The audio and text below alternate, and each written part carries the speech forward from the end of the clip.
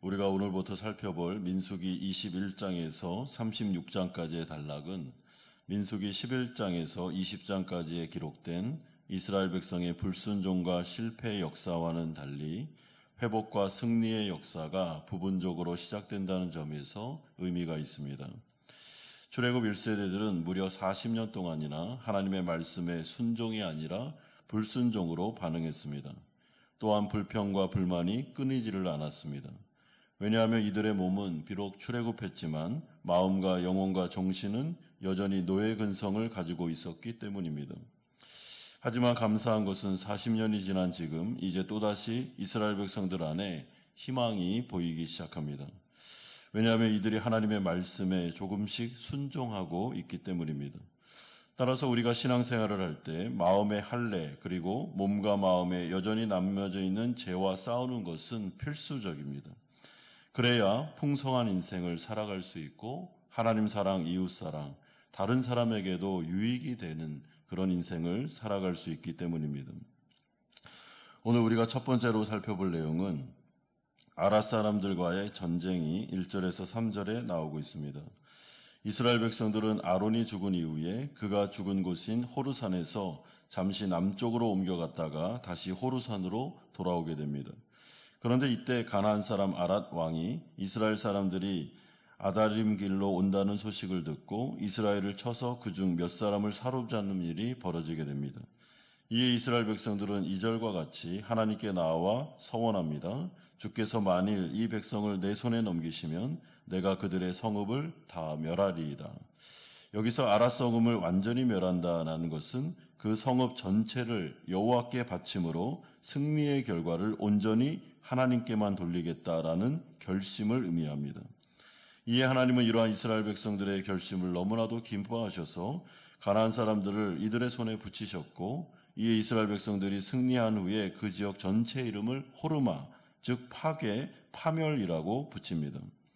그런데 이때 호르마라는 지역은 민수기 14장에 가보면 과거 이스라엘 백성들이 광야 유랑의 벌을 받고 자기들의 잘못을 깨달은 이후에 바로 가나안 땅으로 돌아가려고 하다가 가나안 사람들에게 패배하여 밀려난 곳입니다.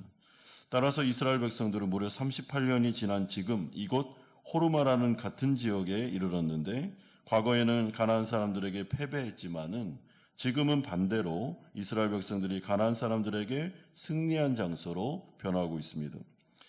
그런데 이것은 옛세대, 즉 출애굽 1세대들이 완전히 사라지기 전에 이스라엘 백성들이 가나안 사람들을 상대로 승리했다는 점에서 또한 약속의 땅 가나안으로 들어갈 여건이 조성됐다는 점에서 큰 의미를 가지고 있습니다. 다시 하나님께서 패배와 실패의 장소를 승리와 회복의 장소로 변화시켜주고 계시고 은혜가 회복되고 있기 때문에 그렇습니다. 그러므로 우리가 하나님에 대해서 생각할 때 하나님이 얼마나 많이 우리를 참으시고 기다리시는지를 알게 됩니다. 무려 38년 동안 그렇게도 불평불만이 많고 그렇게도 원망하고 그렇게도 불순종했던 이스라엘 백성들을 38년 동안 참으십니다. 하나님께서 기다려주시지 않으면 소망이 없는 백성들이 바로 출애굽했던 이 이스라엘 백성들이었습니다. 따라서 이 출애굽한 이스라엘 백성들이 광야를 돌고 그 가운데서 하나님께서 이들을 기다리시며 출애굽 2세대는 이제 완전히 하나님의 백성으로 성화되어 가나안 땅에 들어가 하나님 앞에 순종함으로 말미암아 그 땅을 차지하게 되는 이런 여호수아까지의 이런 모습은 사실은 상징적인 모습을 보여주므로 성도들의 구원 이후의 성화 과정을 보여주는데 그 핵심은 하나님의 성품, 하나님께서 우리를 참으시고 기다리시고 인자와 은혜를 주셨기 때문에 이 일이 가능했음을 우리에게 알려주고 있습니다. 그러나 두 번째로 불뱀과 노뱀 사건이 또한 곧이어 일어나는 것이 4절에서 9절에 나타나고 있습니다. 여러분 아직 출애굽 2세대들이 섞여 있는 이스라엘 백성들 안에는 그럼에도 불구하고 여전히 불순종의 사람들이 존재했습니다. 그래서 이스라엘 백성들은 불과 좀 전까지만 해도 하나님의 도우심으로 가나안 사람들과 전쟁에서 승리를 거뒀지만 광야 생활의 어려움 때문에 또다시 하나님과 모세를 향해 원망하기 시작합니다. 4절에 백성이 호르산에서 출발하여 홍해 길을 따라 에돔 땅을 우회하려 하였다가 길로 말미암아 백성의 마음이 상하니라. 5절에 백성이 하나님과 모세를 향하여 원망하되 어찌하여 우리를 애굽에서 인도해 내어 이 광야에서 죽게 하는가?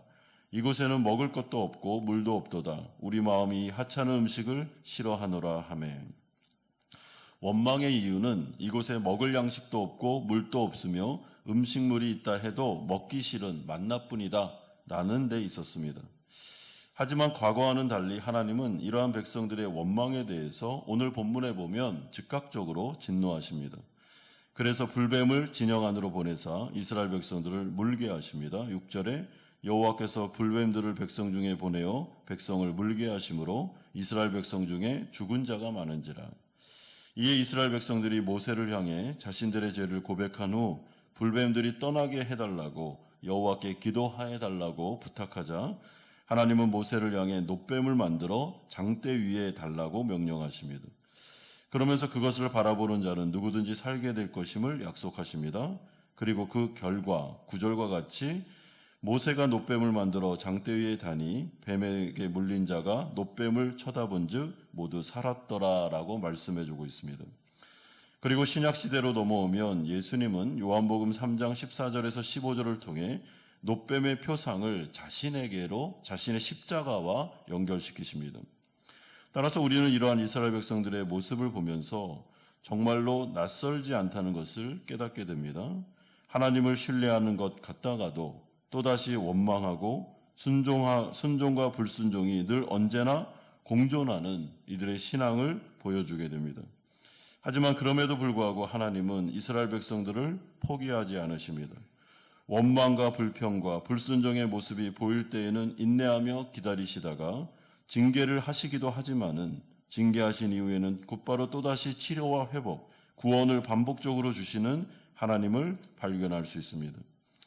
그러므로 우리와 같이 연약한 자들에게도 소망이 있는 것입니다. 왜냐하면 하나님께서 우리와 언약을 맺으사 책임지고 우리를 성화시켜 나가시기 때문입니다. 이런 점에서 장대에 달린 놋뱀과 같이 십자가 위에서 우리 죄를 대신하여 죽으신 예수님의 보혈의 공로와 사랑이 얼마나 큰지를 생각하면서 우리가 이 세상을 살아가면서 때로는 하나님께 원망하기도 하고 또한 지도자들에게 불평하기도 하고 죄를 반복적으로 지음에도 불구하고 우리는 끝까지 우리의 시선을 예수 그리스도의 십자가, 그리스도의 은혜만을 바라보며 나아갈 때 우리가 이 여정을 살아갈 수 있음을 말씀해주고 있습니다. 그러므로 이 놋뱀과 같은 예수 그리스도의 십자가가 얼마나 큰 은혜인지를 모릅니다. 여러분, 우리의 힘과 노력으로는 우리의 죄를 결코 해결할 수 없습니다. 죄를 해결할 수 있는 방법은 우리가 죽는 것 외에는 다른 길이 없습니다. 그러나 십자가 위에 예수님께서 대신 죽으심으로 우리에게 죄사함의 길을 열어주셨고 살 길을 열어주셨습니다. 따라서 우리에게는 우리가 자랑할 수 있는 것은 오직 그리스도의 십자가밖에 없습니다. 내 안에 있는 죄, 반복해서 짓는 그 죄, 이 모든 것들을 해결할 수 있는 것, 이 땅 가운데 아무것도 없습니다. 따라서 우리는 십자가만을 바라보며 십자가 앞으로 나아가 인생을 살아가야만 다시 한번 우리에게는 소망이 있음을 생각하게 됩니다. 마지막 세 번째로 비스가산까지 여정이 10절에서 20절까지 나오고 있습니다.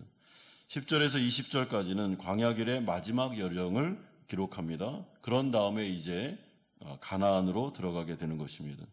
이스라엘 백성들은 가나안 땅을 향해 아름답게 진군하기 시작합니다. 그래서 이 여정 가운데는 두 개의 노래도 포함되어 있습니다. 하나님께서는 이 여정을 축복하셨고 우물물이 솟아나게 하셨고 이에 이스라엘 백성들은 하나님을 찬양하기 시작합니다. 17절에서 18절을 보시면 우물물아 솟아나라 너희는 그것을 노래하라. 이 우물은 지휘관들이 팠고 백성의 기인들이 규와 지팡이로 판 것이로다. 하나님께서 동행하시니 비록 광야를 지나가고 있지만 그곳에는 찬양과 감사와 행진과 신앙 고백이 넘쳐나고 있습니다. 따라서 하나님 나라 백성들이 광야 같은 이 세상을 살아갈 때 중요한 것은 상황이나 환경이나 형편이 아닙니다. 하나님의 동행하심, 그분의 뜻에 따라 순종하며 걸어가는 발걸음이 중요합니다. 왜냐하면 그러면 광야도 아름다운 에덴으로 바뀔 수 있고 우리의 어려운 상황 속에서도 찬송이 흘러 넘칠 수 있으며 하나님께서 계속해서 우물물을 터뜨리심으로 우리를 먹이시고 입히시며 아름다운 길로 인도하시기 때문입니다. 따라서 만약에 이스라엘 백성들이 특별히 출애굽 1세대가 출애굽한 다음에 불평불만하지 않고 하나님과 모세를 향해 원망하지 않고 정말 하나님의 뜻에 따라서 지금 오늘 이 본문의 10절에서 20절까지 나오는 것처럼 순종하며 행진을 했다면 광야를 40년 동안 돌 이유가 전혀 없었던 것입니다. 진군하면서 아름답게 찬송하면서 비록 광야를 지나가고 있지만 그 가운데 놀라운 신앙 고백과 함께 우물물이 터져나오는 것을 체험하면서 곧바로 불과 몇 달 만에 가나안 땅에 들어갈 수 있었을 것입니다. 그러나 그렇게 하지 못했죠. 하지만 그럼에도 불구하고 40년이 지난 지금 이들의 마음속에 변화가 일어나면서 이제 행군이 시작되고 있고 그로 인하여 광야 가운데 찬송이 터져나오면서 가나안 땅을 향해 아름다운 진군을 하고 있다는 것, 이건 역시 중요하다고 생각합니다. 이처럼 성도들은 광야 같은 이 세상을 걸어가는 순례자들과 같습니다. 교회는 이 세상에서 성도들과 함께 공동체를 이루어 이 광야를 통과하고 있습니다. 우리는 이미 구원을 받았지만 아직 구원이 완성된 자들이 아닙니다. 그렇기 때문에 우리의 삶 속에는 고난과 어려움이 산재해 있을 뿐만 아니라 내재된 죄성으로 인해서 불평과 불만과 하나님을 향한 원망이 나올 수 있습니다. 이웃을 향해 죄를 짓고 이웃을 향해 사랑이 아닌 다른 행동들을 할 수도 있습니다. 그럼에도 불구하고 우리가 소망을 가져야 되는 것은 우리와 동행하고 계시는 하나님께서 우리와 언약을 맺으셨기 때문에 우리를 포기하지 않고 우리를 떠나지 않으시며 우리와 동행할 뿐만 아니라 십자가를 통하여 죄를 사할 수 있는 은혜가 우리에게 주어졌으므로 성삼위 하나님과 함께 가는 이 여정 가운데 우리가 낙심하지 않고 하나님 앞에서 순종하는 마음으로 계속 성화됨으로 말미암아 이 진군을 행하게 될 것이며 그리고 마지막에는 우리가 승리하게 될 것이다. 완성된 하나님의 나라에 완전히 영화되어 들어가게 될 것임을 말씀해 주고 있습니다. 그러므로 광야 같은 이 세상 가운데 우리의 입에서 불평이 아닌 찬송이, 불만이 아닌 감사가, 또한 불순종이 아닌 순종이 나옴으로 말미암아 하나님께서 우리와 동행하시고 우리의 인생 가운데 매 순간마다 간증거리가 넘쳐나게 하시며 마음에서 기쁨과 소망이 생겨나므로 이 광야 같은 여정 가운데 하나님을 체험하고 하나님을 찬양하는 우리 성도님들이 다 되시기를 주님의 이름으로 축원드립니다.